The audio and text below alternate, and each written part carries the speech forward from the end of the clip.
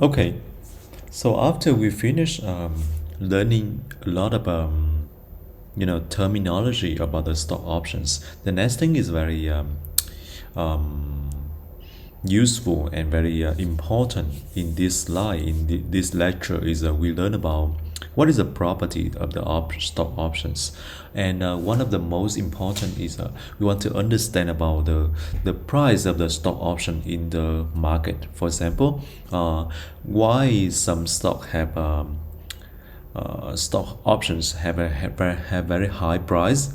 If you want to buy it, you need to pay a lot of premium, and sometimes why the stock options price is very low, and you can buy it very easy, cheaply by just pay a few cents. You can have the stock option to buy or sell something. So before we go to the detail, let me introduce to you some of the notation that we will use in the next few slides. Okay, so the notation is like this one.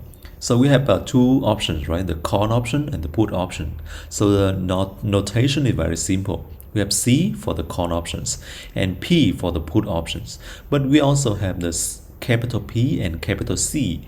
So what does that mean? It means that the depend on that is the European or the American options. We will have the capital or small letter C and P.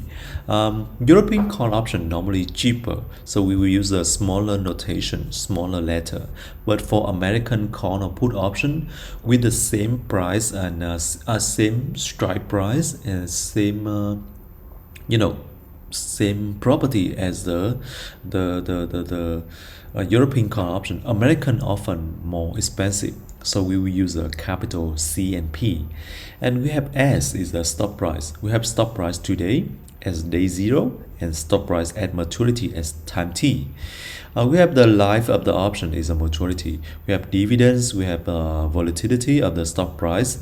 So this is the underlying assets, the volatility of the underlying, okay? And we have maturity T, and we have the risk-free rate R. Okay, so this is the all of notation. So remember, understand all of the meaning of this notation before we come to the next slide.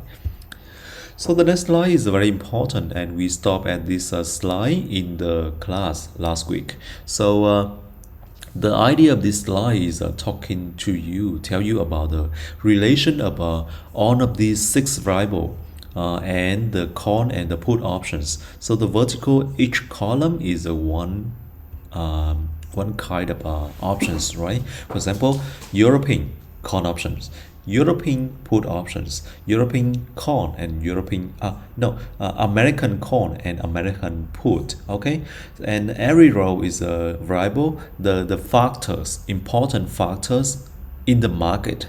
And if we see this variable move, for example, if the S0 is what? The stock price in the market, okay? And K is a strike price, T is a maturity, longer or shorter options. Volatility of the underlying, R is the interest rate, and D is a dividend, okay? So this is a six variable, and we want to find out the relation of each of these variable and the call and the put. So look at the first row. What does that mean?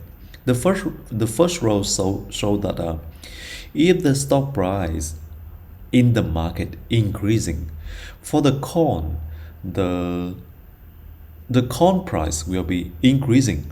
See, on the C we have the plus button. It means that the relation between these two variables is a positive, and if that is a positive, when the S increasing, the call option price will increasing, but for the put it is decreasing. Okay, for K, when the K increasing, we have a lower call, but we have higher put price. Okay, and similarly we can have all the relation between the T maturity and sigma and the R and the D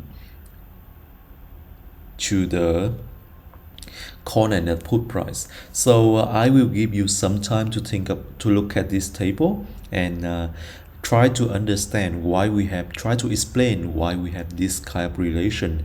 And in the next uh, in the next few video, I will explain one by one for you, because I think this is a very important topic, very important slide that can help you to understand about the relation on the factor in the market.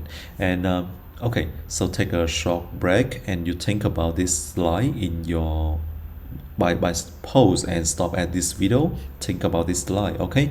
And if you find any relation you feel is difficult to understand, you can move on and choose that video to watch in the future, okay?